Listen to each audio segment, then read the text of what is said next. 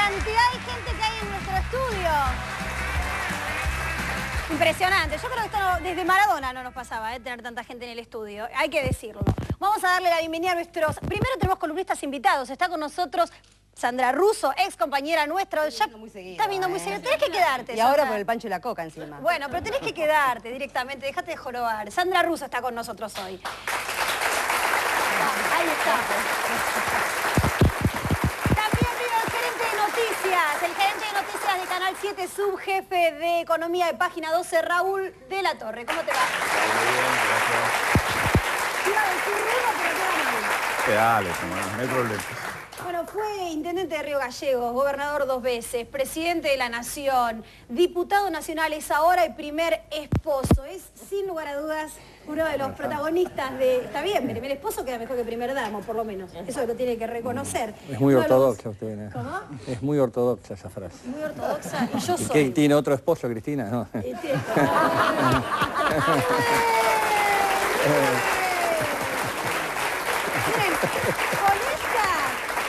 esta respuesta se presentó solo. Néstor Kirchner está con nosotros hoy.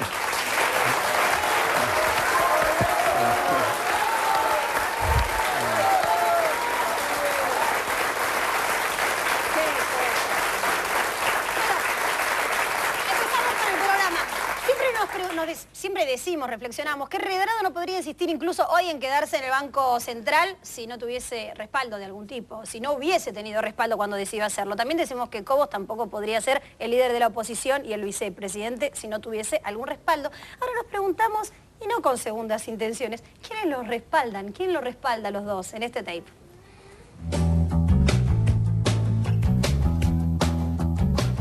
Cobos, la oposición y Clarín. Miradas al sur, domingo 24 de enero. Entrevista, Carlos Kunkel. Mañeto es el consejero de Cobos. Los hijos de la señora Herrera de Noble son nuestros hijos.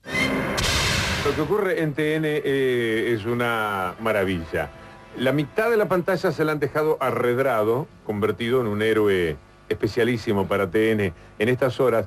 Y los políticos de la oposición, es gracioso verlos, están haciendo cola. Sí, sí. Pero esto de hacen cola para pegarle al gobierno, Acá se cumple. se está cumpliendo, porque estaba hablando Gil Lavedra. Detrás de Gil Lavedra, esperando su oportunidad, estaba Prat Gay. Detrás de Prat Gay estaba Pinedo. Martín Redrado, el hombre de la semana, el más buscado. Aquí le preguntamos todo lo que usted quiere saber. Le preguntamos todo lo que usted quiere saber. Buenas noches. ¿Cómo le va, Gustavo? ¿Cómo está? Bien, muy bien. Gracias por atendernos, doctor. Por favor, Gracias por atendernos, doctor. Pese al fallo de la justicia, Redrado se comunicó con su canal amigo y le manifestó lo siguiente. Los abogados que patrocinan a Martín Redrado le aconsejaron presentarse mañana a su lugar de trabajo. Sin embargo, el gobierno está dispuesto a que no entre nunca más a su oficina en el Banco Central. Este lunes, junto a sus abogados, intentará traspasar las puertas del edificio ubicado en Reconquista 266 y llegar hasta su despacho. ¿Por qué quiere ir Redrado al Banco Central luego del fallo de la justicia? ¿Querrán armar junto a su canal amigo un pequeño escandalete? Un eslabón más en la operación Redrado-Cobos Clarín. Cobos, la oposición y Clarín. Julio Cobos, vicepresidente electo de la Nación, ¿cómo va a ser la convivencia con el peronismo y la integración en este marco de concertación plural que ha llegado al gobierno? Bueno, un marco de convivencia, de madurez política. Obviamente somos parte del gobierno, somos oficialismo y nuevamente apoyar la decisión del gobierno. Quien ejerce la vicepresidencia del país no cumple el rol que le asigna la Constitución argentina. ¿Qué hace un vicepresidente? La idea es que sea una única conducción, obviamente cada uno ubicado en su rol. Yo no vengo para competir. Lo que está en la Constitución, lo que está en la Constitución. No cumple el rol que le asigna la Constitución argentina. Me parece que la situación de Cobos de mantenimiento en la vicepresidencia de la Nación es claramente insostenible y que lo que mejor que podría hacer en beneficio de las instituciones del país es dar un paso al costado. Concertación no es amontonar, es buscar ideas comunes para proyectar un país en serio. Ha llegado el momento de que Argentina sea conducida por una mujer capaz, con compromiso social, Ha llegado el momento de Cristina Fernández de Kirchner. Ella es la que nos va a garantizar y yo haré el aporte que esté a mi alcance. Utiliza ese rol de vicepresidente para obstruir y obstaculizar permanentemente las iniciativas parlamentarias del Ejecutivo. Tema, la 125. Mi voto no es positivo. Tema, el fin de las AFJP. ¿Realmente coincide con el modo en que se estatizaron las AFJP? No. ¿Realmente coincide con el modo en que se estatizaron las AFJP? No, podría haber sido planteado de otra manera. Tema, el fútbol para todos. Es una ruptura entre dos partes privadas. Me parece que no es prudente, ¿no? Tema, la ley de democratización de medios. Qué bueno sería que esto se postergara para que se lo resolviera el Congreso nuevo. Es un bien el acceso a la información y la libertad de expresión. Por ahora no va encaminado en ese sentido. ¿Estaba, por ejemplo, en la plataforma de la fórmula Cristina Cobos esta ley? Me parece que no. Me parece que no. A ver en internet, Frente para la Victoria. Plataforma electoral. Nueva ley de radiodifusión. Ahí está. ¿Estaba, por ejemplo, en la plataforma de la fórmula Cristina Cobos esta ley? Nueva ley de radiodifusión. Ahí está. Tema, el fondo del Bicentenario y el atrincheramiento de Redrado. Yo estoy actuando de buena fe, poniendo lo mejor de mí para destrabar una situación complicada, innecesaria. Ha llegado el momento de Cristina Fernández de Kirchner. Ella es la que nos va a garantizar y yo haré el aporte que esté a mi alcance. Somos oficialismo y nuevamente apoyar la decisión del gobierno. Hablando de lealtades y vicepresidentes, miren lo que pasó el viernes en Bolivia en la jura de Evo Morales como presidente reelecto de ese país. Presidente Evo, vienen 5 nuevos años y le prometo, presidente Evo, lealtad. Lealtad a este proceso. Aquí tiene a un revolucionario. Para ayudarlo, presidente, para estar junto a usted, junto con usted. ¿Qué es lo que más te entusiasma de Kirchner a vos? Los enemigos.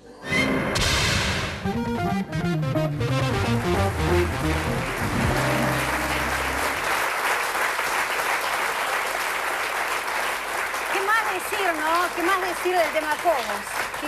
¿Qué más decir del tema Cobos? No, hay muchas cosas que creo que es importante que la gente conozca, ¿no? Es decir, ¿por qué fue Cobos candidato a vicepresidente? Es un tema.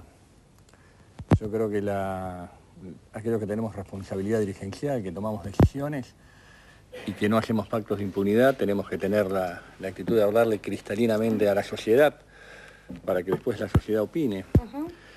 La intención nuestra en todo momento fue avanzar el avance de sustentabilidad o de sustentación de un proyecto transformador en la Argentina. Para eso incorporamos sectores que estaban más a la centroizquierda, sectores que venían del radicalismo, sectores independientes, y coincidimos que teníamos que llevar, para ver si la cultura política en la Argentina podía dar un salto cualitativo, una fórmula donde esté alguien que pertenezca al peronismo y alguien que pertenezca a la concertación plural. ¿Y cómo se decidió el tema de Cobos? Es mucho más sencillo. Estábamos un día en mi despacho con el gobernador Sáez de Río Negro, el gobernador Zamora de Santiago del Estero, Gerardo, estaba yo y estaba Julio Cobos. Y el único que no tenía reelección era Julio Cobos. Entonces ellos mismos me dijeron, llevemos a Julio Cobos. Así, yo lo conocía a Julio Cobos, lo fui conociendo en la gobernación de Mendoza. No, agradeció Cristina el otro día, dijo, che, qué idea. Son dos personas muy respetables, tanto Sáez como Zamora. Zamora también aparte, igual que Sáez, en el caso de Zamora es un gran gobernador en Santiago del Estero, ha terminado con largos años de oscurantismo en la provincia de Santiago del Estero, y coincidiendo en las ideas, coincidiendo en el proyecto, bueno, dijimos que vaya, ahí en ese momento se decidió que podía ser Cobos, se la consultó a la presidenta, ella también con amplia generosidad dijo que bueno, que le parecía que está bien que vaya. Yo lo conocía a Cobos, de Mendoza, dije, lo ayudamos, sabemos la gobernación, los mendocinos saben la gobernación que hizo Cobos. Cómo nos ayudamos con las jubilaciones, con la caja de policía, con los fondos, cómo nos llegaba a fin de mes, como otros gobernadores, que después uno los escucha hablar de economía, macroeconomía, de distribución del ingreso, de inversión y demás. ¿Qué le pasó? Quiero chenar. No, yo creo que acá en la Argentina han pasado cosas muy importantes. Ustedes tienen que saber que cuando se decidió que Cristina sea candidata a presidenta, entre otros me vino a ver un importante empresario de la industria automotriz y también me vio el señor Manieto, diciendo que Cristina no podía ser presidenta. Que era mujer, que no iba a sintetizar, es decir, cosa que obviamente tuvo su clara respuesta, ¿no? Es decir, que no eran ellos. Usted tiene que acordarse que acá lamentablemente la decadencia de la dirigencia política, la desesperación de la dirigencia política muchas veces de aparecer congraciada con quienes concentran la economía y quienes concentran mediáticamente la información en la Argentina, lleva a que muchas veces las determinaciones, acá en este país, la realidad concreta es que durante las últimas décadas tuvo una importancia muy importante el diario Clarín, encabezado por Manieto y quienes nos acompañan en ese grupo, que ellos quieren determinar quién va de candidato en las elecciones, quién es presidente, si pueden, y después quieren decidir ellos, no lo que votó la gente para que se pueda decidir. Y ustedes tienen que darse cuenta que a Cristina, a nuestra presidenta, desde el propio inicio de su gobierno, al otro día después de haber jurado, prácticamente fue bombardeada permanentemente. ¿Y por qué? Y porque en la etapa que a mí me tocó gobernar, había que ir construyendo espacios, acumulando, buscando consensos que nos permitan salir del infierno. Entonces nos acompañaban muchos sectores que, desde el punto de vista ideológico, por ahí tenían diferencias, pero la necesidad de salir del infierno nos daba coincidencias coyunturales. Cristina, todos sabían, conociéndola, y quienes la conocen, y no la conocían y la conocen, venía a profundizar, venía a consolidar un modelo, y en Argentina, esto lo decíamos nosotros permanentemente, iba a haber un modelo de centro-izquierda, transformador, progresista, y que se reagrupe la centro-derecha en sus distintas facetas, ¿no es cierto?, que tiene, por más que se quieran llamar de una forma o de otra forma. Cristina inmediatamente dijo que uno de los elementos fundamentales era la redistribución del ingreso, tomó determinaciones en ese aspecto, más allá de la discusión si estuvo bien comunicado, mal comunicado, lo importante son las medidas que fue estructurando. Empezó un proceso transformador diferente y distinto en la Argentina que no se había hace 50 años y evidentemente la reacción de los intereses se da. Claro. Pero todos los argentinos... Sí, que yo recuerdo que al principio de su gobierno, la carta de Claudio Escribano en La Nación, poniendo los condicionamientos que según La Nación tenía que tener esa presidencia. Yo se lo puedo contar, es decir, primero, ustedes tienen un poquito de paciencia, se los cuento, es decir, yo llegué a presidente siendo uno de los presidentes con más débil apoyo, el 22,7%. Voy a contar una anécdota, es decir, ustedes saben que yo un día dije quiero ser presidente, todos se reían de mí, ¿cómo va a llegar? De la Patagonia, desde allá. Y la verdad que cuando venían las encuestas, Reutemann tenía 45% y yo tenía el 1%. Esta es la realidad concreta en su momento. Bueno, yo empecé a buscar aliados, esta es la realidad, cuando acordé con el gobernador de la provincia, el ex gobernador o el presidente en ese momento del país, el doctor Duhalde. Debo reconocer que Cristina no estaba muy de acuerdo, pero yo decía, mira, no tenemos otra posibilidad, tenemos que acordar para ir construyendo, si no, siempre van a estar ellos. Bueno, son discusiones políticas que evidentemente se dieron, pero ella no estaba muy de acuerdo. Y se dio esas cosas de la historia que terminamos segundos, se retiró el balotaje quien terminó primero, y No lo nombra porque es yeta. Claro. Y me toca, bueno, me viene a ver primero el doctor Duhalde y me dice, esto es una verdad histórica, por eso hoy leí en un matutino lo que salía en la tapa y es absolutamente coherente, y me dice hay que declarar la Corte actual, la Corte de ese momento, tiene que declarar la constitucionalidad de la ley de obediencia debida y las leyes de obediencia debida y punto final. A su vez vienen otros dos ministros, que no voy a hacer los nombres, pero bueno. Hágalos. No, hay uno que dijo que lo va a hacer él solo, y ustedes, buena, digamos, con buena, es decir, leales, consecuentes, han sido con el proyecto permanentemente, yo no tengo, pero que vienen enviados también por Duhalde, por también la idea del general Brincioni en ese momento. El general Brincioni me había ido a visitar a mí a Piedrabuena en la necesidad de hacer un acuerdo cívico-militar que había que hacer en la Argentina en los momentos que gobernaba de la Rúa, era eso. Por eso se imagina que lo primero que dije al otro día que asumí fue cambiarlo. Si estaba pensando eso, porque iba a cambiar de pensamiento. Y yo le digo que me dejen a mí obtener ese rédito político, ya que yo tenía muy poca fuerza, a ver que me dejen que yo sea el eje de la reconciliación en la Argentina y que me dejen dictar, acompañar que la Corte saque la constitucionalidad de la ley de obediencia debida y punto final una vez que yo esté en el gobierno. Y a partir de allí empezó otra historia, es decir, a pocas horas de haber asumido también un ministro muy importante del gobierno en ese momento, va a cenar con nosotros a Olivos, también para, fíjense las presiones que se sufren, pero esto hay que contarlo porque el pueblo argentino tiene que saber las cosas que pasan, qué se sufre y qué intereses se mueven. Y yo, como he hecho las cosas, nunca, por lo menos en toda esta etapa de la historia institucional, siempre de cara a la sociedad y no a la clandestinidad, lo que quiero decir es que ese ministro dice que la Corte de ese momento necesitaba algún tipo de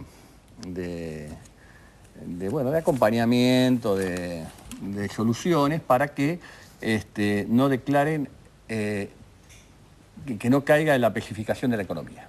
Fíjense ustedes, ley de obediencia debida y punto final, cómo de entrada apenas empezamos el gobierno. El tema de la dolarización nuevamente de la economía, que era el fin del fueron las dos primeras presiones que tuvo cuando, antes de asumir o apenas asumió. Ahí, pero les cuento, estábamos sentados, estaba el ministro, estaba Cristina, estaba yo, acá estamos sentados en Olivos, y al César lo que es del César. Y me mira Cristina fijamente y me dice, me parece que ya sabes cuál es el camino que tenés que seguir.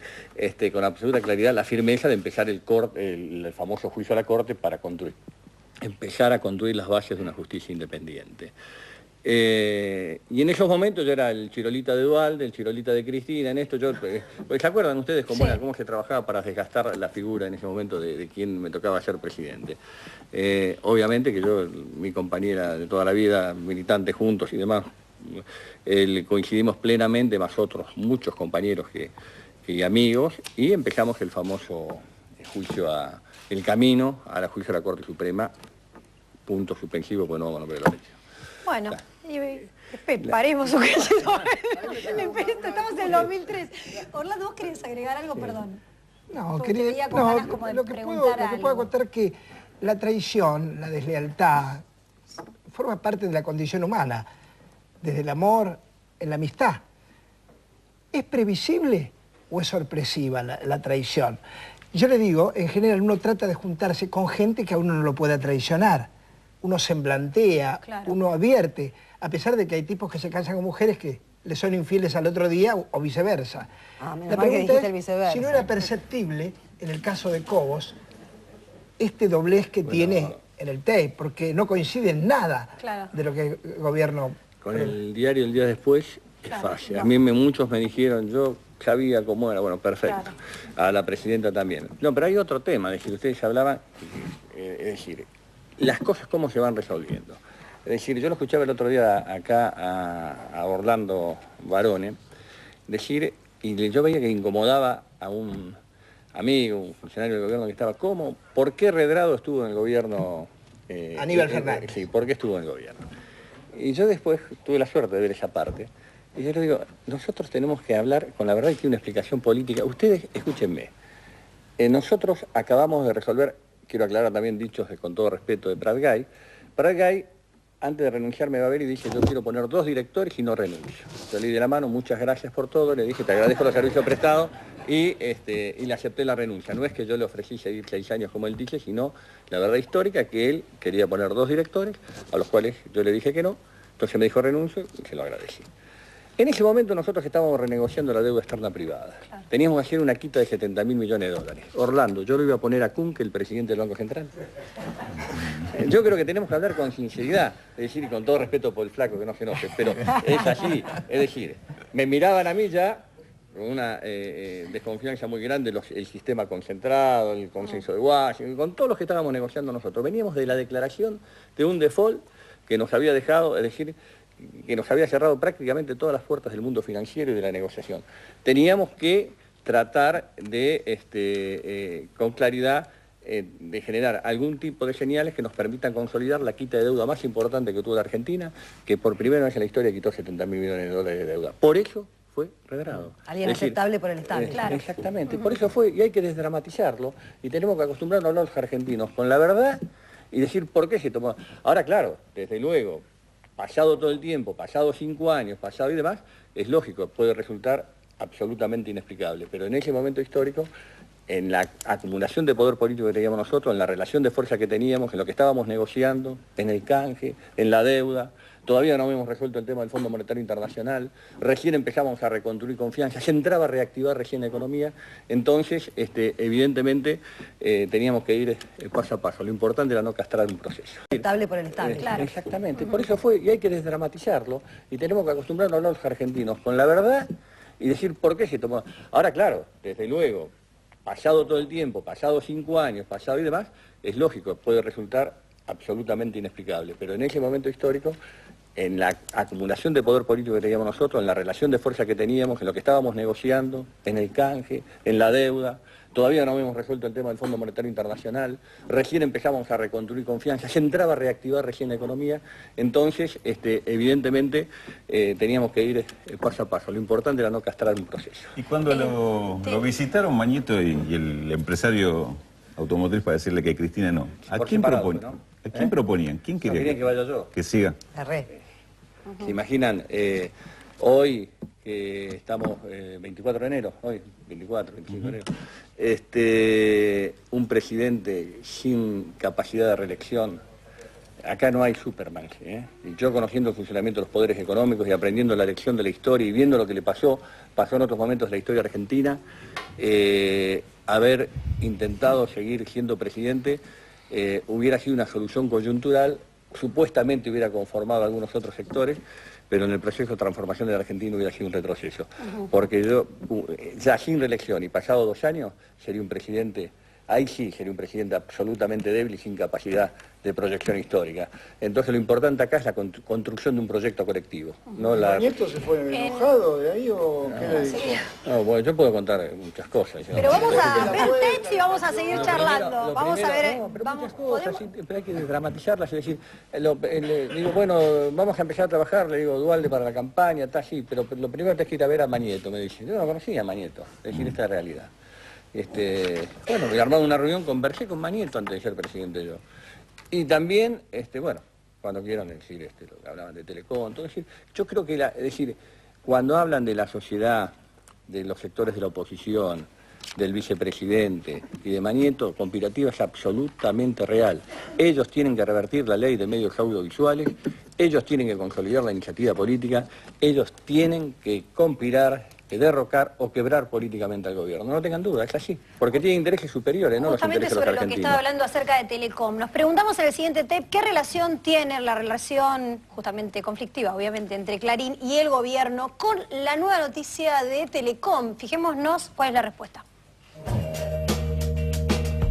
Telecom y la relación Clarín-Gobierno. El clarinete dulcemente toca dúo a dúo el clarinete dulcemente toca dúo a dúo acá. Y Clarín tiene esa política. Clarín te dice, escucha, Clarín te dice, mira, va al gobierno y le dice, quiero comprar Telecom. Y lo miran fijo. Quiero comprar Telecom. Mire, yo no, hágalo, siga las reglas del capitalismo competitivo para comprar Telecom. Y tácitamente nos ha dicho, no me ayudás, no me favoreces, no me empujás, ya vas a ver. Y ahí empieza, ¡pam, pam! La presidenta Cristina Kirchner salió duramente a criticar al campo. Si así va a seguir gobernando la presidenta de la República, no vamos a ir bien. Quiero comprar Telecom. No me ayudás, ya vas a ver. Estrategia del gobierno. ¿Hasta dónde, hasta cuándo puede llegar? No hay elementos hoy para ser optimista. No hay elementos hoy para ser optimista. No me ayudás, ya vas a ver. Ley de medios K. El tema ley contra los medios. Esto parece el suicidio de la Argentina. Hasta el próximo jueves, muchas gracias. Ahí te dicen, mira, va el gobierno y le dice, quiero comprar Telecom. Ah, ¿no me ayudás? ¿No me favoreces? ¿No me empujás?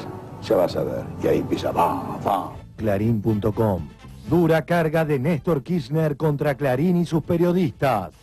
Utilizó el diario una vez más al ya clásico término crispado. En un tono crispado, también acusó a los periodistas que tratan de mostrarse como intelectuales. Será interesante mostrar las declaraciones de Kirchner para juzgar, alejados de cualquier manipulación, el tono y el contenido. Decía, es difícil la Argentina. Decía un amigo periodista, el otro día me cargaba Cristina, Pasquini Durán. Decía, a mí me gustaba más el Kirchner que Tac. Y yo miraba la mano del otro lado y decía, no, ese está crispado. Vieron que ahora la palabra es crispado.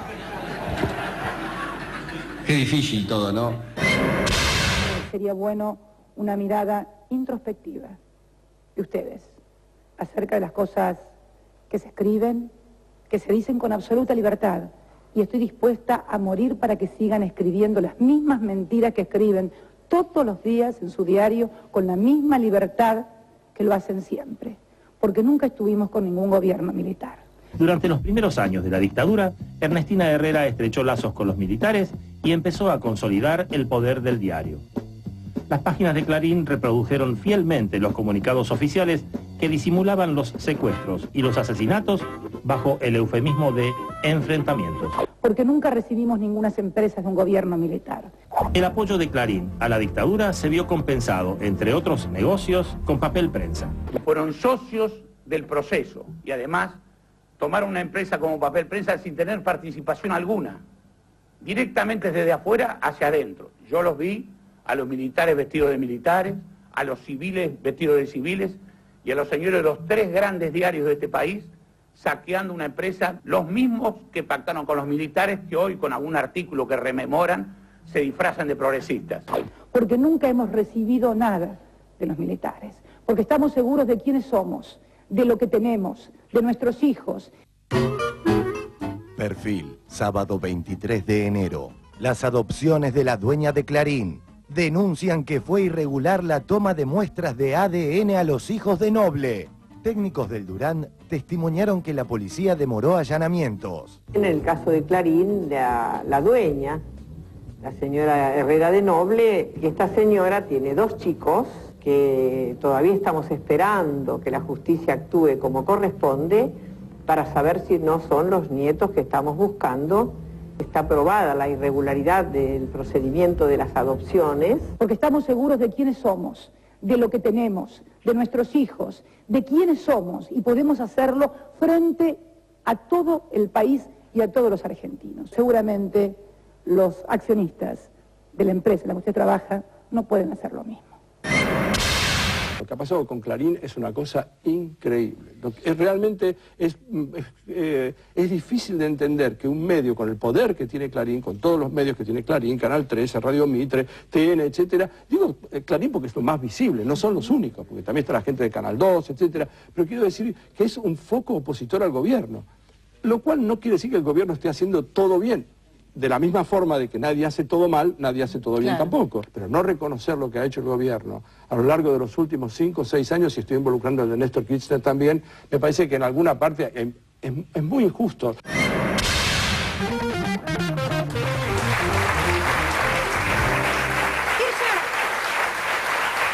Ahí Braga Menéndez hablaba de una operación, de un intento de avanzar, un intento de Clarín, de parte de Clarín para comprar Telecom. ¿Este contacto ocurrió con...? Sí, obviamente, es decir, no una vez, es decir, por eso yo no lo digo con total tranquilidad, porque en las reuniones no las hago bajo ninguna consigna ni pacto mafioso, que me reúno pero no contemos. Es decir, soy un ¿Me reúno pero qué? No contemos. Mi tarea, decir, de expresidente, haber sido un hombre puro de ser, un militante político permanente. Voy a contar las reuniones que tuve yo. Yo me reuní con el señor Manieto en varias oportunidades. Me ofrecían, por supuesto, antes de las elecciones del 2008, en pleno conflicto con el campo, nos ofrecían todo el apoyo mediático si nosotros terciábamos. Es decir, Telecom, ustedes saben que está en una posición monopólica. Entonces tiene que vender una parte a un grupo argentino para poder salir de esa situación monopólica debido a los procesos de inversión que hizo Telefónica en su momento en Telecom Italia y demás. Sí. Ese grupo argentino quería ser Clarín. Entonces me vinieron a decir, no, directamente tenemos que ser nosotros, porque así nosotros con eso estructuramos ya todo definitivo, es decir, más todo lo que tenemos, más el avance tecnológico de estos tiempos, necesitamos Telecom. Es decir, ustedes hagan lobby por nosotros para que Telecom sea del grupo Clarín. El señor Mañeto no me lo puede desmentir, se lo digo ante las cámaras, así me lo dijo. Yo estaba sentado acá en un sillón, estaba en este silloncito acá al lado. Y obviamente esa fue pero así casi imperativamente, acostumbrado a una dirigencia política. Por eso no tengo ninguna duda que hoy uno de los cerebros claros y concretos de todo este proceso de desestabilización y conspiración que se lleva adelante, lo lleva adelante. Aparte él mismo me dijo, yo respeto, porque una vez fui duramente criticado porque le contesté a un periodista, según dicen, que le falté un poco el respeto. Yo nunca, no me gusta faltar respeto, trato de decir las cosas como siento. Pero él mismo me dijo, yo le digo, pero ¿y qué garantía tiene usted, Mañeto, de que yo en mi empresa mando yo? Y en mi diario se escribe lo que quiero yo. Yo no pongo en duda la moral de ningún periodista. Digo lo que me dijo Mañeto a mí. Es decir, y digo que del más chico al más grande, del más chico al más grande. Realmente esa fue pero así casi imperativamente, acostumbrado a una dirigencia política. Por eso no tengo ninguna duda que hoy uno de los cerebros claros y concretos de todo este proceso de desestabilización y conspiración que se lleva adelante, lo lleva adelante. Aparte él mismo me dijo, yo respeto, porque una vez fui duramente criticado porque le contesté a un periodista, según dicen, que le falté un poco el respeto. Yo nunca, no me gusta faltar respeto, trato de decir las cosas como siento. Pero él mismo me dijo, yo le digo, pero ¿y qué garantía tiene usted, Mañeto, de que yo en mi empresa mando yo? Y en mi diario se escribe lo que quiero yo. Yo no pongo en duda la moral de ningún periodista. Digo lo que me dijo Mañeto a mí. Es decir, y digo que del más chico al más grande, del más chico al más grande. Es decir, nosotros no somos lobistas. Me lo guardo, dijo. Yo voy a ser no somos lobistas de nadie, y por supuesto, yo en su momento que le comenté esto a la presidenta, me escuchó 2 segundos nomás, no le digo lo que me dijo, pero bueno, pero es la realidad concreta. Esta es la historia reciente, que hay que sincerarla para que no se vuelva a repetir, porque acá definitivamente... Y aparte debe haber estado ocurriendo obviamente con todos los gobiernos. Todos desfilan, fueron a la casa de Mañeto durante la ley de medios audiovisuales, fueron gobernadores, fueron dirigentes importantes. Es decir, esta es la realidad, los argentinos lo tienen que saber, que cuál es el poder que ejerce este monopolio sobre la sociedad argentina, y también tienen que saber el miedo que le tienen los dirigentes. Primero le gusta que lo saquen en el diario, mirá, cómo salí, que esto y que el otro. Y segundo, que no le vayan a decir o a destapar algo, qué sé yo, de su vida privada, o a ensuciar o a mentir, como mienten permanentemente. Entonces llega un momento que uno que ha dedicado toda su vida a esto, que cree en esto, que tiene convicciones, que tiene principios, aciertos y errores como cualquiera, es decir, que hay que tener la vocación, y espero que la clase dirigente argentina lo haga. Ahora ahí Cristina fue más a fondo que usted, ¿no? Que no tengan duda. Relación. Es decir, hoy es Cristina la presidenta del país. Y por supuesto es quien está conduciendo todo este proceso, y todas las determinaciones que se van tomando son tomadas por ella. Es decir, nosotros, quienes colaboramos y ayudamos, y esto es así. Cuando yo era presidente pasaba lo mismo. Lo que pasa es que lo que se trató del primer tiempo, de desnaturalizar la construcción de un poder alternativo, superador, cualificador, al que había habido de distintas etapas, del 2003 al 2007.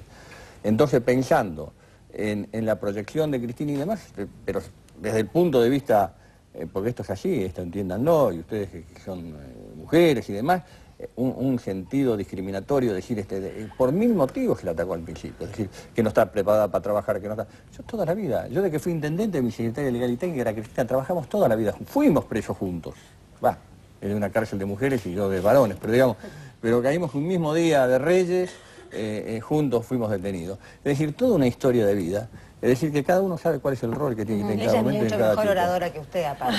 Y es más linda. Este año, creo que, con respecto a esto que hablaba usted de la ley de medios, creo que la ley de medios sirvió un poco para desenmascarar cuál era el negocio de Clarín, el negocio de las corporaciones mediáticas, el negocio de papel prensa, lo que significa, lo que representa y por qué había que acabarlo. Ahora, se instaló a partir de ese lugar, digo, para ver cómo interpreta usted el rol de los periodistas. Digo, porque es como una simplificación pensar también que desde las diferentes corporaciones mediáticas, la mayoría de los periodistas habla en contra del gobierno.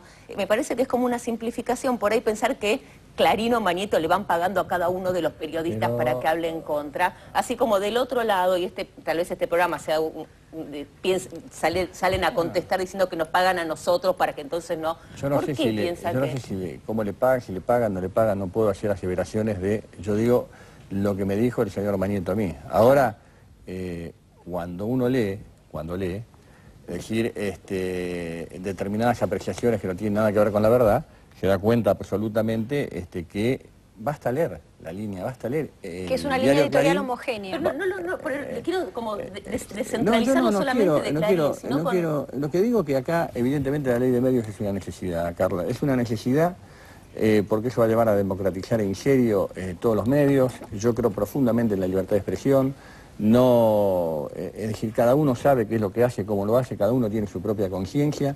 Yo lo único que hice fue transmitir lo que me dijo este señor en determinado momento, es decir, cuando él quería que nosotros seamos lobistas para la obtención de Telecom.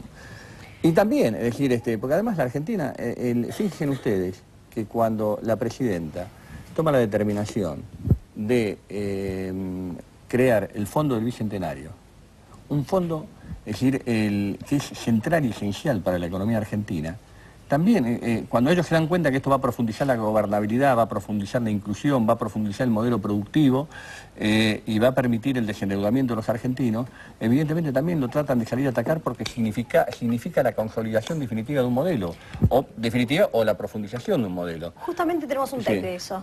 Así que aprovecho para hacer una coma. Creo que la Torre querría... Bueno, pero sí, pero vamos a seguir con este tema justamente. ¿Me dicen varones? ¿Varones vos querías decir algo? No. ¿Tenés alguna comunicación intergaláctica con la gente de control? Tal vez lo que quería decir es...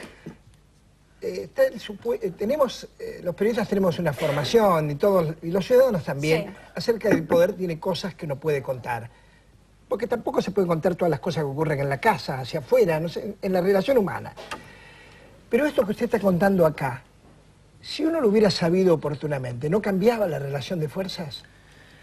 Bueno, en una Argentina consolidada, sí, usted tiene que fijarse que en el 2001, y en su contexto, ¿no? La playa más grande que yo vi en mi vida fue la del 26 de mayo del 2003, Orlando. Salí afuera, fui.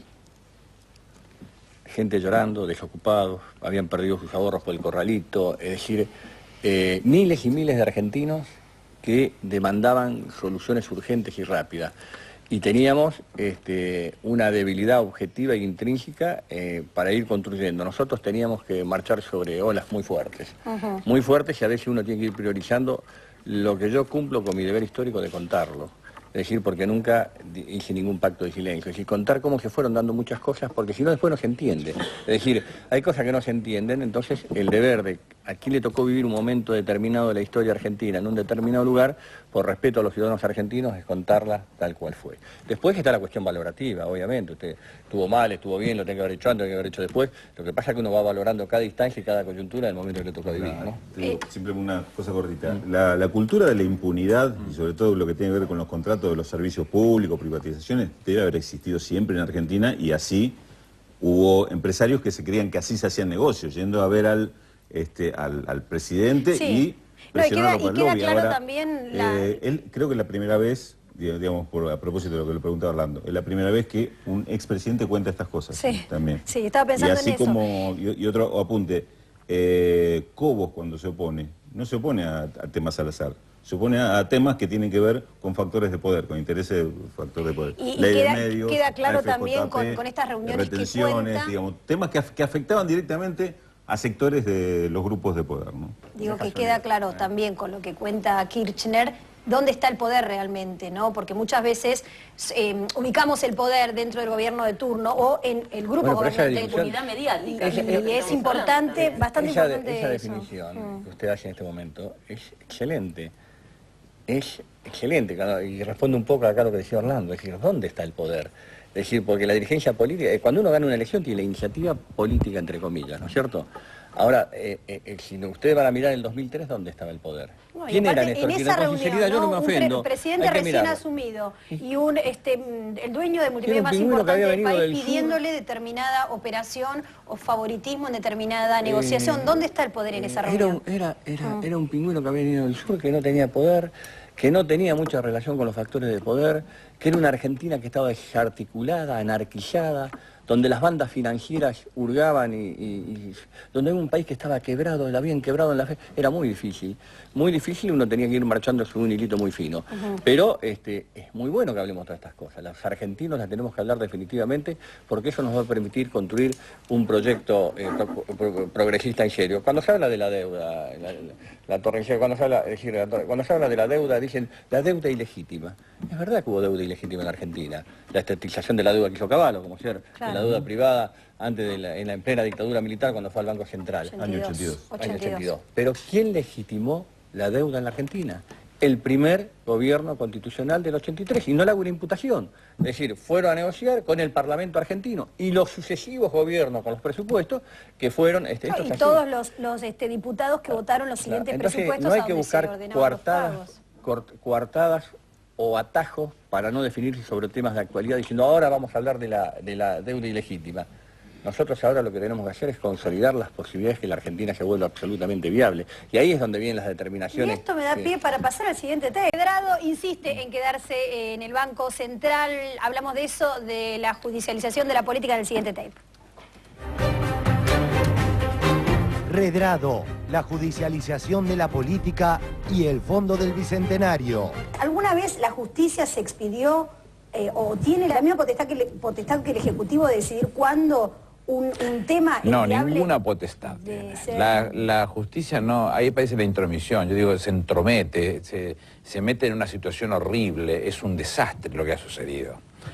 Porque la doctrina pacífica ha sostenido que antes de que tuvieran rango constitucional los decretos de necesidad de urgencia, también llevaban la conveniencia. ¿Y en cabeza de quién está esto? Solamente de la Presidenta de la Nación, es la que comprende la necesidad y la urgencia. Esto de judicializar la política, yo creo que es empobrecer la política, porque es como quererle decir a un juez lo que uno, por intermedio de los votos o por intermedio del debate político, no puede decir. Es decir, cuando yo no estoy de acuerdo con un político, le pido a un juez que diga lo que pienso yo en lugar de decir lo que dice el otro, ¿no? Está en línea con nosotros Miguel Ángel Pichetto. Hay dos fallos y hay dos situaciones. Una es el tema del Fondo del Bicentenario.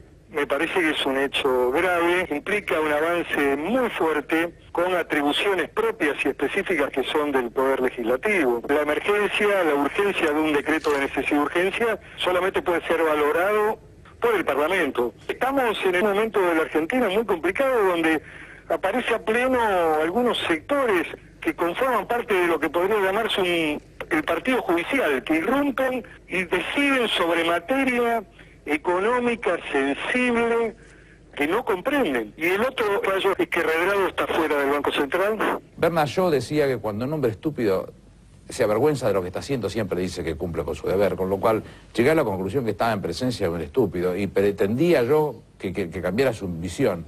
Siempre el ofrecimiento era el mismo. Volvamos al statu quo anterior y yo me quedo. ¿Sabes por qué se quería quedar? ¿Sabes cuánto gana Redrado vos? No. 68 lucas por mes. El doctor Eduardo Barcesat, abogado, denunció penalmente a Martín Redrado, lo acusa y pidió que se lo investigue por malversación de caudales públicos, también por enriquecimiento ilícito. El 19 de enero del año pasado, el Banco Central adjudicó la contratación de la compra de diarios, revistas, suscripciones a Internet y otros objetos coleccionables por 2,2 millones de pesos. El 21 de enero, Redrado autorizó la contratación por 9.400 pesos de un taller de yoga y el 22 de otro similar por 8.200 pesos.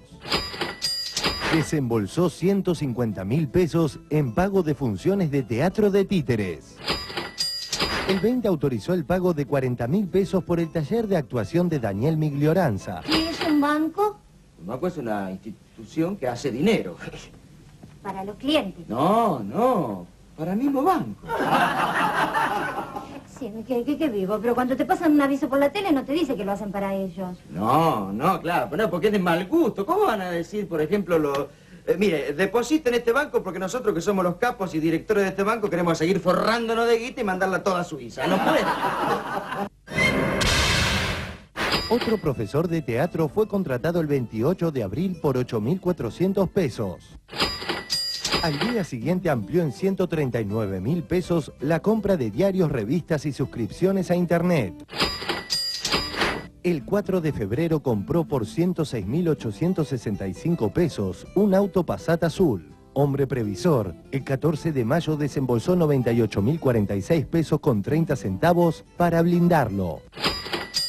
Para llegar bien preparado a los encuentros internacionales de banqueros a los que por entonces podía concurrir sin autorización del directorio, el 29 contrató un taller de tango por 6.500 pesos. ¿Cómo viste vos toda esta saga desde que comenzó en este cortocircuito entre el Banco Central o Redrado y el gobierno hasta ahora, ¿no? Todas estas idas y vueltas. En principio, lamento que no me haya llamado a mí para que le dé clase de teatro.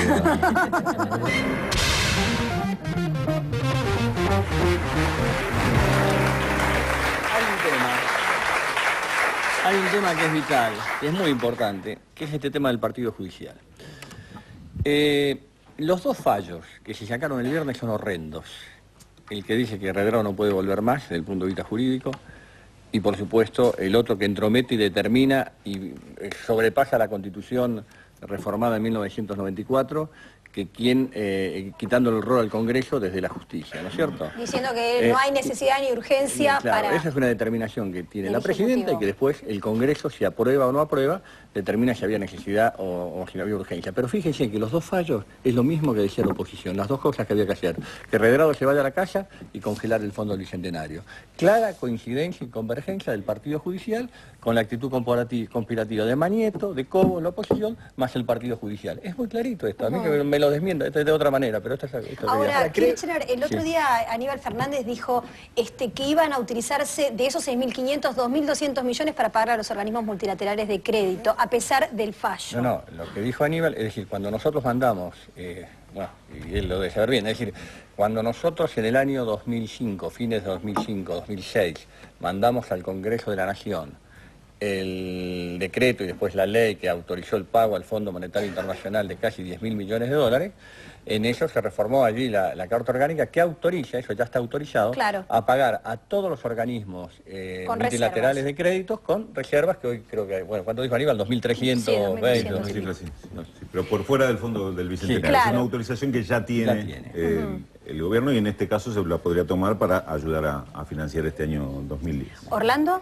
Sí, me estaba acordando, el autor de la nota o de la crónica me interesó y en página 12, no lo recuerdo y no quiero mencionarlo mal, pero el concepto era relacionado con lo que acaba de decir Kirchner, que el Poder Judicial, o sectores del Poder Judicial, apenas ven, disculpe esta calificación, apenas ven que un gobierno comienza a tener acechos o a ser más vulnerable, empieza a cambiar sus fallos.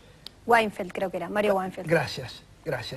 Cambiar sus fallos y acomodarse a la nueva posición de un supuesto relevo del gobierno que está. Eso lo dice Weinfeld en página 12 hoy. Y me pareció interesante. ¿Puede ser así? En parte, bueno, yo tengo mucha esperanza en, decir, creo que en algún momento la justicia se va a terminar renovando. Lamentablemente acá se dieron todos los procedimientos para que se pueda renovar la clase política, para que algunos sectores de poder se puedan renovar y demás, pero evidentemente la Corte tiene una estructuración que la trae inclusive antes de la iniciación del proceso democrático. Hay muchos funcionarios que vienen desde antes, otros que fueron designados durante toda la etapa de la década del neoliberal, consenso de Washington y demás, la década del 90, y hay funcionarios, yo lo que creo que más que responder, a nosotros lamentablemente, la mayoría de las veces, teniendo razón, la justicia no nos fue favorable, siempre lo hemos soportado con absoluta sobriedad, porque aspiramos a que creemos que hay un proceso de transformación en marcha en la justicia argentina que en algún momento se va a profundizar y quienes tienen la responsabilidad de hacerlo y la herramienta para hacerlo, esperemos que lo hagan. Ahora, también uno cuando Que es la Corte, ¿no? observa este tipo de fallos, no puede menos que asociar con cuestiones que están pasando en toda la región, en otros países, ¿no?, de América Latina, que también hay oposiciones a gobiernos progresistas, oposiciones aliadas a medios concentrados de comunicación que apelan al sistema judicial. Estoy pensando en Honduras, estoy pensando en Paraguay, que también hay una especie de ofensiva para juicio político al Hugo, digamos. Es una herramienta frecuente en la región. Sin duda, pero fíjese que a nosotros, es decir, nos ataca como proceso político por lo que hicimos bien, no por lo que hicimos mal. Es decir, que yo lo escuchaba a Adrián Paenza decir que ningún gobierno hace todo bien, ni ningún gobierno hace todo mal. Pero a nosotros nos atacan por lo que hicimos bien, claro. Fíjense en ustedes, hay una estructuración de la defensa, el tema en este momento, con Cristina, con nuestra presidenta, se han profundizado como nunca, gracias a Dios, todos los juicios a la represión ilegal de la dictadura de los años 76. Esto es muy fuerte, hay 900 detenidos. Esos 900 detenidos tienen ONG que aglutinan más o menos 220.000, 250.000 personas que están totalmente activas, que se mueven, todo el mundo lo sabe, que se mueven por aquí, mayormente por Capital Federal.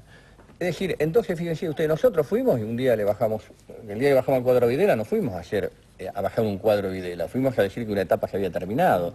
El día que se dijo, listo la ley de obediencia debida, punto final, indulto y compañía, también vamos a juzgar a los represores, o cuando tuvimos que nos negaban la posibilidad de tratar la ley de obediencia y punto final y decíamos que nosotros y dejamos sin efecto la ley que dictó de la Rúa que no se podía extraditar cuando el doctor Garzón en España quería extraditar a los represores en su momento. Es decir, tocamos situaciones económicas muy fuertes. Lo de Cristina, escúchenme, y esto ténganlo en claro, lo de Cristina, de haber recuperado la administración de los fondos de los jubilados argentinos, de los trabajadores argentinos, que es la posibilidad de constituir un BANADE, de constituirse un BANADE o el BNDES de Brasil. Los fondos, gran parte del endeudamiento, Orlando, de la Argentina en la década del 90, se empieza a hacer cuando los fondos de los trabajadores argentinos son privatizados y pasan a manos privadas. Es decir, para mantener la convertibilidad 1 a 1 y con ese agujero financiero que había quedado, había que emitir deuda permanentemente para poder hacer frente a las obligaciones que se tenían. La recuperación de esos fondos terminó, es decir, los grupos concentrados de la economía fueron los más afectados, que eran los que disfrutaban de la posibilidad que se le presten a ellos permanentemente estos fondos que ahora pasan a ser parte de todos los argentinos. Los fondos, gran parte del endeudamiento, Orlando, de la Argentina en la década del 90, se empieza a hacer cuando los fondos de los trabajadores argentinos son privatizados y pasan a manos privadas. Es decir, para mantener la convertibilidad 1 a 1 y con ese agujero financiero que había quedado, había que emitir deuda permanentemente para poder hacer frente a las obligaciones que se tenían. La recuperación de esos fondos terminó, es decir, los grupos concentrados de la economía fueron los más afectados, que eran los que disfrutaban de la posibilidad que se le presten a ellos permanentemente estos fondos que ahora pasan a ser parte de todos los argentinos para poder transformar, incorporar. Fíjense que la medida esa que tomó Cristina permitió tomar la medida social más importante de la historia, que la ha tomado ella en los últimos 50 años, que fue las asignaciones familiares universales. Que no importa si lo dijo Juan, Pedro, Andrés, los socialistas, los no socialistas, aquello y demás. Lo importante es que la medida que se tomó, la medida se está implementando y hay 3.500.000 chicos argentinos que estaban totalmente excluidos que hoy pueden tener la posibilidad de un amparo. Estas son las determinaciones, las empresas, las pymes. ¿Cómo afrontamos la crisis internacional del 2009? Si nosotros no hubiéramos tenido el mercado de capitales interno que creó Cristina con los fondos de la AFJP, ¿a dónde hubiéramos ido? ¿Hubiéramos salido al mercado internacional en donde explotó el mercado de los capitales? ¿Qué hubiera pasado en la Argentina en el 2008 y en el 2009? Es decir, yo creo que todas estas determinaciones son las que van generando todo este tipo de situaciones. Es un gobierno que ha avanzado cualitativamente y con decisiones muy fuertes. Ahora, ¿qué le respondería? La oposición dice, lo que en realidad sucede es que con los fondos que están destinados en el presupuesto para pagar la deuda quieren hacer otra cosa y no alcanza y por lo tanto tienen que tomar más crédito en el exterior y por eso quieren usar las reservas, ¿no? Yo escuchaba a un amigo el otro día aquí que decir, con los fondos que es decir, primero, el Fondo del Bicentenario, ¿qué genera? Desendeudamiento, que ha sido algo que el gobierno, este proceso político del 2003 a la fecha ha hecho permanentemente. Nos hemos desendeudado con la quita de 70.000 millones de dólares, pagando deuda, inclusive pagando a los organismos multilaterales. Bueno, por supuesto le pagamos al Fondo Monetario Internacional los 10.000 millones de dólares de deuda y disminuimos el endeudamiento con el BID y con el Banco Mundial, fuertemente el grado de endeudamiento. Un dato concreto, teníamos 160% relación, la ratio producto-deuda con el Producto Bruto Interno, y hoy tenemos 42 con un Producto Bruto Interno muchísimo más alto, y ese 42 que tiene una constitución absolutamente distinta de deuda a la que teníamos antes. Ese es el primer paso de ese endeudamiento. Segundo paso, usted sale al mercado internacional, lo que le pasó a Scioli. Scioli salió por 215 millones de pesos y le cobraron el 14% en el mercado de capitales hace cosa de 15 o 20 días atrás. Es decir, el mercado de capitales en este momento... Para tener más margen de negociar los intereses. Tiene tasas que se mueven entre el 14 y el 15%, porque la Argentina viene del default, viene de superar un montón de situaciones, y el mercado internacional está así. Fíjese las medidas que ha tenido que tomar Obama en estas horas y en estos días. Y lo atacado que es también. Con esta situación internacional, argentinos en serio, con esta situación internacional, no hacer lugar al Fondo Bicentenario es un acto de absoluta irresponsabilidad. Segundo, la tasa acá sería... Hoy, y que me corrija aquí el amigo economista, el 0,305 creo anual que estaría pagando la Argentina por este tema. Segundo, tercero, los fondos que se liberan del presupuesto. Estos fondos que podían liberarse van ya a las partidas que fueron aprobadas presupuestariamente. Usted tiene que hacer una obra, póngale que tiene que hacer los Chigüidos en Neuquén, que es una obra que cuesta 1.500 millones de dólares. Sí. Por ahí este año tenía una aprobación presupuestaria de 50 millones de dólares, que va a posibilitar que usted en vez de avanzar por 50 millones de dólares pueda avanzar por 100. Ninguno de los fondos que puedan venir de este fondo del Bicentenario, que liberar presupuestariamente, oxigenar presupuestariamente, en principio van a ser destinados para nada a partidas que no sean aprobadas presupuestariamente por el Congreso. Ahora, el problema acá es que el gasto público parece que se hubiera convertido en una mala palabra, entonces se lo ataca por aumentar el gasto público, que hubiera pasado en la economía del 2009 con la crisis si no hubiera habido más gasto público, más consumo. Fíjense ustedes, gente, lo mismo que cuando miran los estímulos. El país que más estímulos fiscales dio en el mundo para promover la economía fue China, con el 6,5% del presupuesto. El segundo, ¿quién fue? Argentina, con el 6,2% del presupuesto, que permitió que ante la crisis internacional la Argentina termine creciendo al 0,9% aproximadamente este año. Sí, como veíamos en los informes, como usted mismo señalaba, es tan fácil que se alinee la oposición, las corporaciones, hasta el partido judicial, para atacar al gobierno. Es tan difícil alinear a todos aquellos que están en contra de esta concentración del poder, cuando hay muchos que ideológicamente están en esa posición y sin embargo... Mucha gente que está acompañando. Habrá sectores,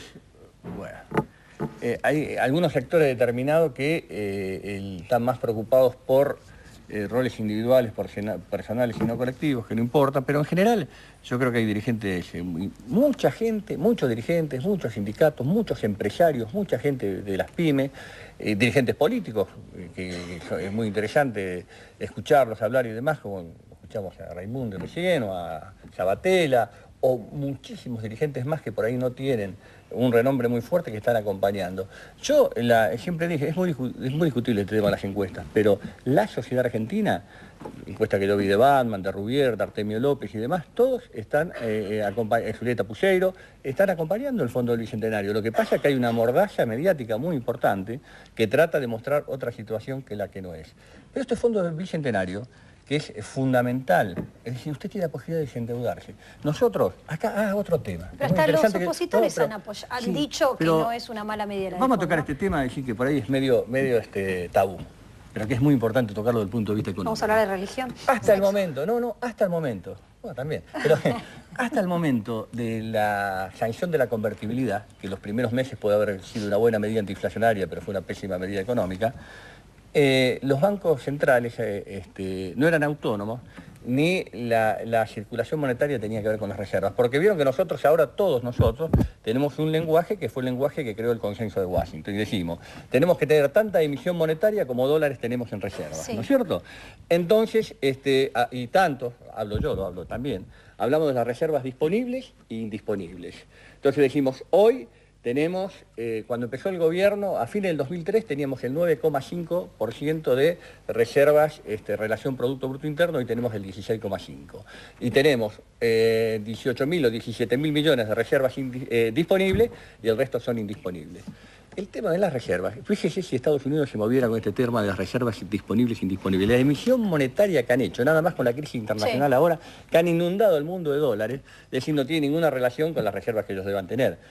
Esto es una cuestión de política económica, algo que este tema del Fondo Bicentenario, y esto que ha puesto la Presidenta a discutir, se va a tener que discutir seguramente en los próximos tiempos, lo que hay que ver, la relación del circulante monetario tiene que ver más que nada con la relación del Producto Bruto Interno de un país, de su capacidad productiva, y no con ese lenguaje que nos impuso el Consenso de Washington. Nosotros somos tan moderados y tan prudentes que nos movemos aún con ese lenguaje y decimos, estamos solamente tomando, dijo la Presidenta con toda claridad, estamos solamente haciendo uso de las reservas disponibles. Sí.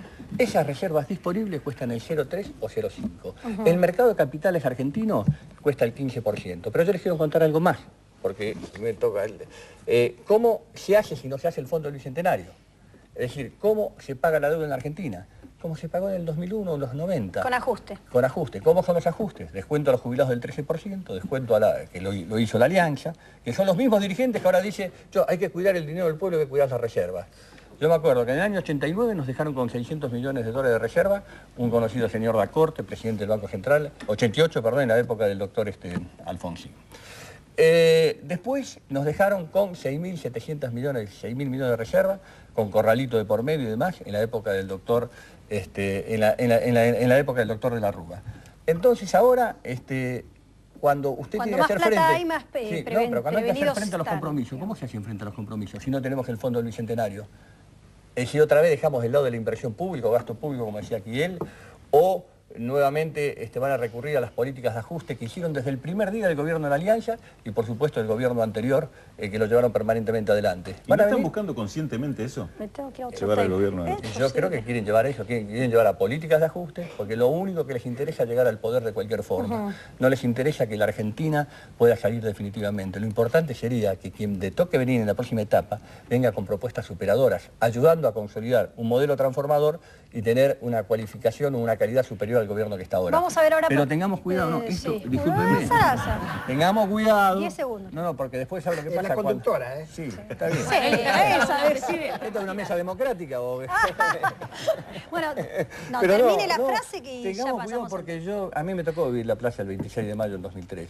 A mí me tocó ver la represión en Plaza de Mayo. A mí me tocó ver a los jubilados cuando les descontaron el 13%. A mí me tocó ser gobernador cuando llamaban a las provincias para firmar pactos fiscales, con los cuales nos recortaban la coparticipación y nos recortaban los ingresos. A mí me tocó estar cuando nos recortaron toda la obra pública. A mí me tocó estar cuando descontaban a los maestros y a los empleados. Y después me tocó ir a reparar, como presidente, un montón de esas situaciones. Por eso es muy importante que tengamos buena memoria. Me da mucha gracia que hable tan bajo. Muy importante. No, pero es apasionante. Es decir, está bien. Es apasionante, es el país, es el destino del país. No se puede jugar con esto. Esto es lo que yo digo. Es decir, hay cosas que tienen que tener una discusión superlativa. Está bien. ¿Ibas a hacer el chiste de Lilita? Iba a hacer el chiste. Que hablas despacito, está armando gente. No, claro, nena. Claro. Por favor. Me cortó la respiración. No. Amando gente. Amando.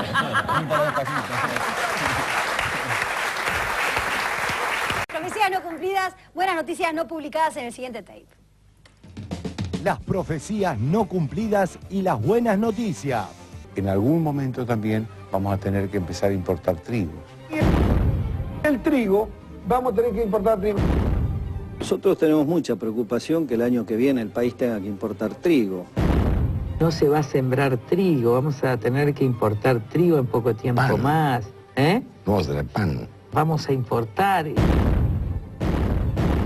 Cristina Fernández asegura que ella seguirá planteando un modelo de país diferente. Encuentro con productores. El gobierno se comprometió a liberar 1 millón de toneladas de trigo para la exportación.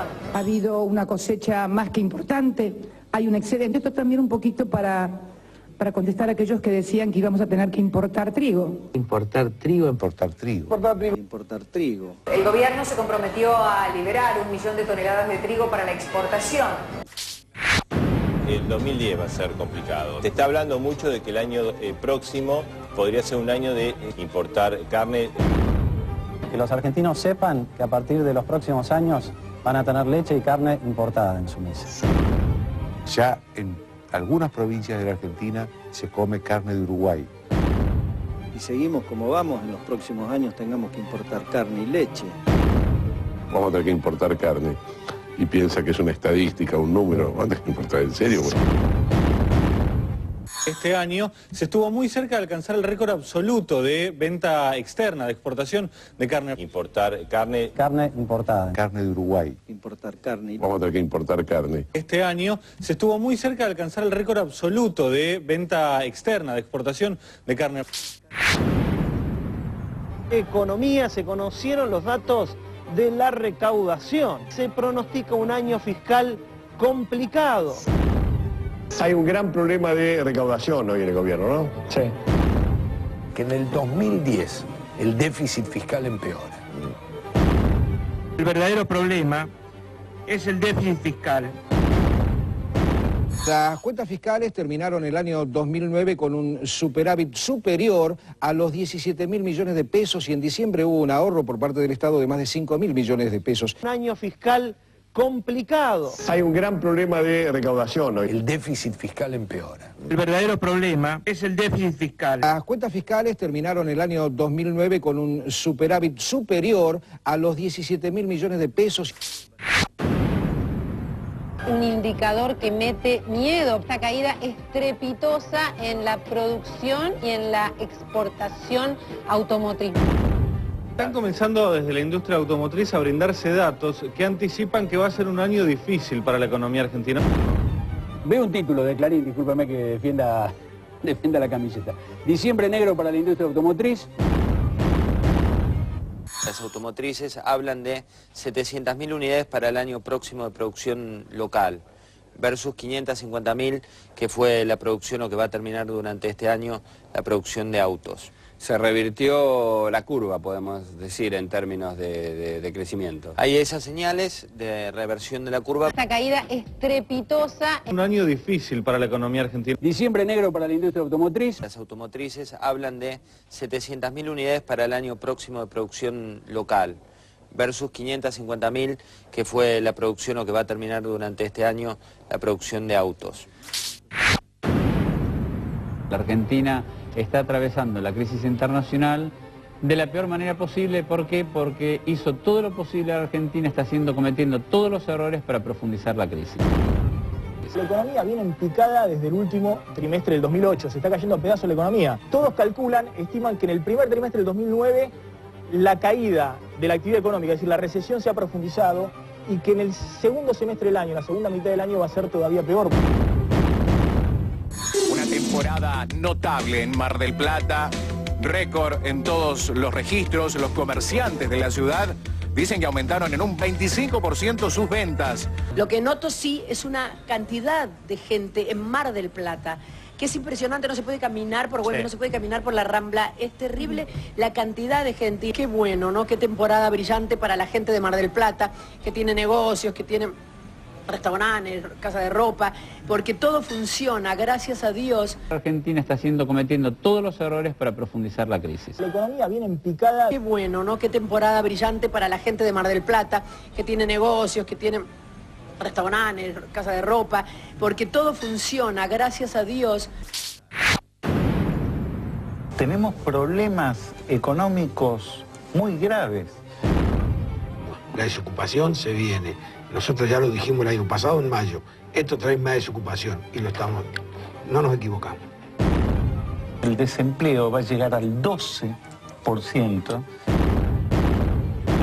La desocupación bajó el 8,4%, o sea, terminamos el 2009 con el 8,4% de desocupación. Bajó la desocupación, bajó del 9,1% al 8,4%. Yo les confieso que me hubiera dado por satisfecha si en el último trimestre no hubiéramos crecido en materia de desocupación, hubiéramos quedado con ese 9,1 y no hubiéramos, porque se acuerdan los pronósticos. Tenemos problemas económicos muy graves. La desocupación se viene. El desempleo va a llegar al 12%. Los pronósticos eran desocupación de 2 dígitos disparada, falta de saldo comercial, 6.000 millones de dólares, decían. Hemos logrado un superávit comercial que nadie hacía prever, porque todos eran pálidas y todas eran malas noticias para la sociedad argentina.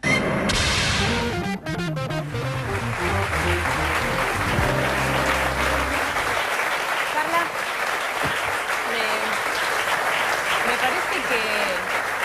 Durante todo, desde hace un año y medio más aproximadamente, venimos asistiendo a la manera revulsiva en la que los medios nos vienen informando todo lo que no va a pasar o todo lo que no está pasando que sí está pasando, ¿no? Casi como con un engolosinamiento de la mala noticia por dar, incluso a futuro.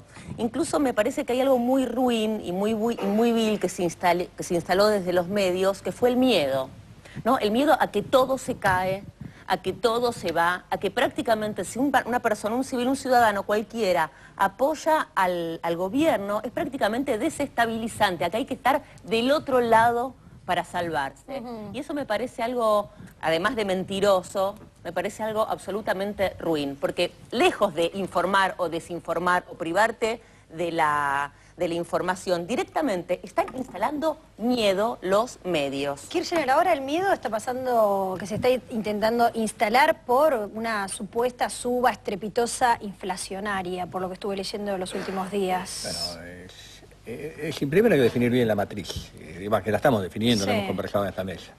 Es decir, que acá hay el sector, la cabeza de la conspiración, que es donde está Mañeto, Clarín, el vicepresidente, parte de la oposición y el partido judicial, digamos, más, por supuesto, la reacción de estos sectores que tienen que ver con todos los juicios que se están llevando contra la represión ilegal no hay represión legal, contra la represión llevada adelante en los años 76, la terrible represión.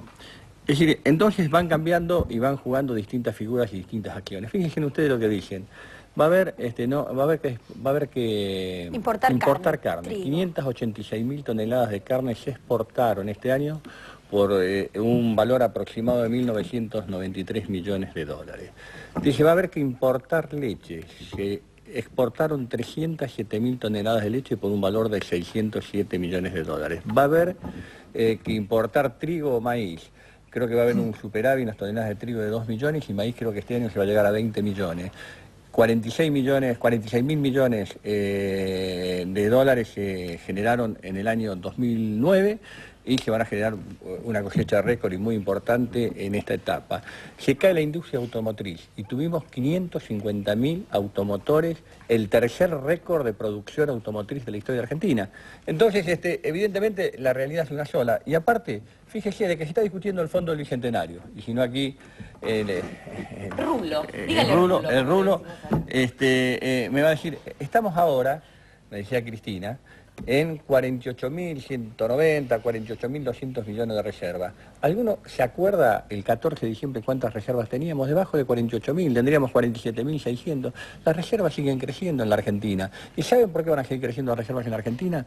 Porque nosotros, en el nivel de mantener un modelo productivo, competitivo e inclusivo, necesitamos tener un dólar competitivo. ¿Cómo vamos a competir con una economía de la escala de Brasil si no tenemos un dólar competitivo? Para tener un dólar competitivo tiene que evitar que haya un brote inflacionario. Tenemos instrumentos, tenemos que estar permanentemente con el superávit comercial que tenemos. ¿Puedo? Sí, adelante. ¿Puedo, Néstor? Todo.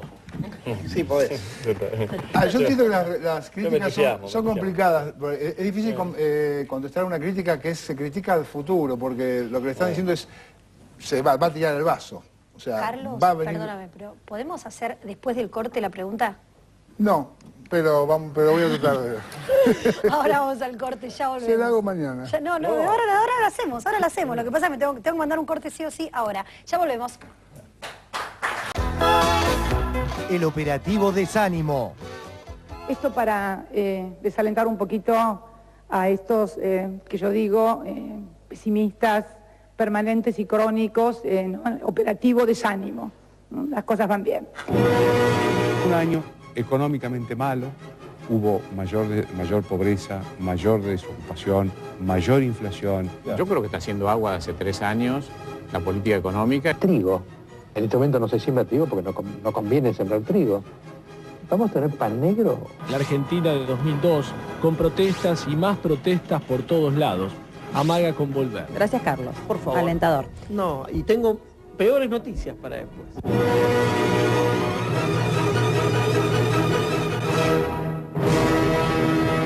Operativo Desánimo. Las cosas van bien. Parece como que todo estuviera mal desde cualquier lugar en donde uno lo mire. No hay el reconocimiento de nada. Se supone que algunos lideran y otros se oponen, pero oponerse no quiere decir oponerse a todo lo que hagan los otros.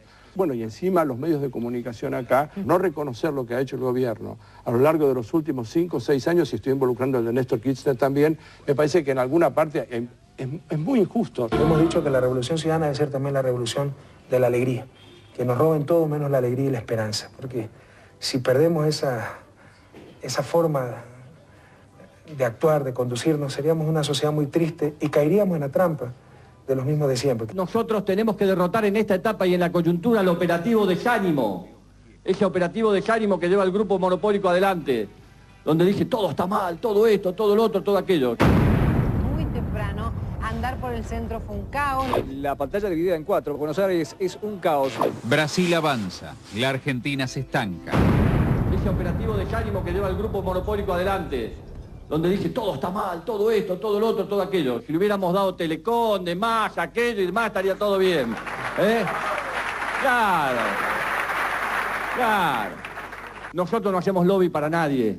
Para ningún grupo económico queda absolutamente claro, pero para ellos tampoco, que digan lo que quieran, pero el gobierno tiene que gobernar y no hacer lobby para nadie. Quitarnos la alegría nos quitan la motivación, la autoestima. Entonces insistimos mucho en eso, en mantener la esperanza en alto, la autoestima en alto y hacer las cosas con alegría. Qué lindo que es estar en Mar del Plata, en Alpargatas, en Alpargatas. Están viviendo con un entusiasmo, se le nota en la cara. Uno puede leer en todas las personas con responsabilidades respecto a esta ciudad que la feliz está más feliz que nunca. Lo único que quiero decir, que no nos quiten alegría. Que no nos quiten alegría. Que no nos quiten alegría, pues yo me quedo sin laburo, boludo. Cada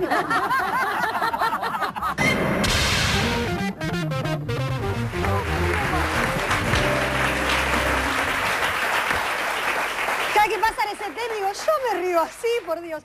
Carlos, estabas haciendo una pregunta justo cuando yo te interrumpí, sí, maleducadamente. muy lindo igual, pero le quería preguntar sobre, que tiene que ver con esto, con el desánimo, con las predicciones catastróficas, y cómo el gobierno no es capaz de contestar. Yo entiendo que por ahí es difícil, le decía, contestar de críticas de lo que va a suceder, o sea, no va a haber trigo, no va a haber guita, no va a haber autos, no va a haber no sé qué.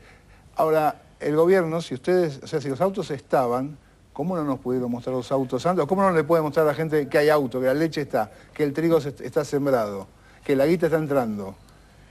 Permanentemente lo hizo, decir, la presidenta, en febrero del 2009 se reunió en Olivo con todos los integrantes de la industria automotriz.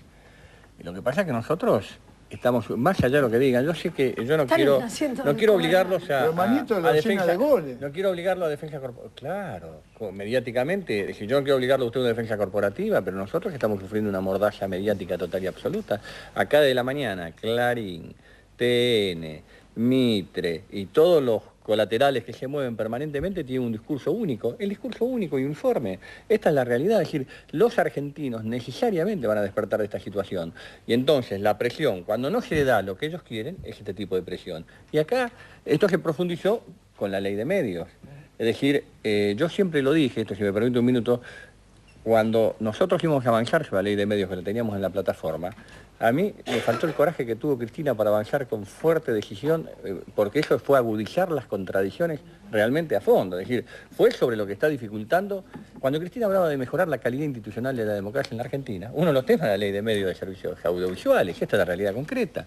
Y los sectores de interés reaccionan. ¿O usted qué cree que los sectores que perdieron los fondos de la FJP, los sectores que pierden los intereses monopólicos, cuando se mejora la distribución del ingreso, y pasa este tipo de cosas? Claro. Es muy difícil, Barragán, yo se lo digo, mire, pero yo lo que digo, hay que dar en cada calle, en cada barrio, en cada universidad, en cada lugar, explicar y dar esta gran batalla, que es una gran batalla de amor y de transformación que la Argentina tiene que llevar adelante. Y los políticos argentinos que se dicen progresistas, que dejen de lado los atajos, que dejen de jugar a la individualidad o a la banalidad subjetiva para tener por una vez en la vida en la Argentina comportamientos colectivos que nos permitan volver a esa hace como 40 años atrás, cuando nació la idea de la construcción colectiva y no individual de la política. Y ese es el paso cualitativo que hay que dar. No liderazgos individuales, sino construcción colectiva que va teniendo un liderazgo de acuerdo al momento y al tiempo histórico y político que nos toca vivir. Y vamos a tener tiempos distintos.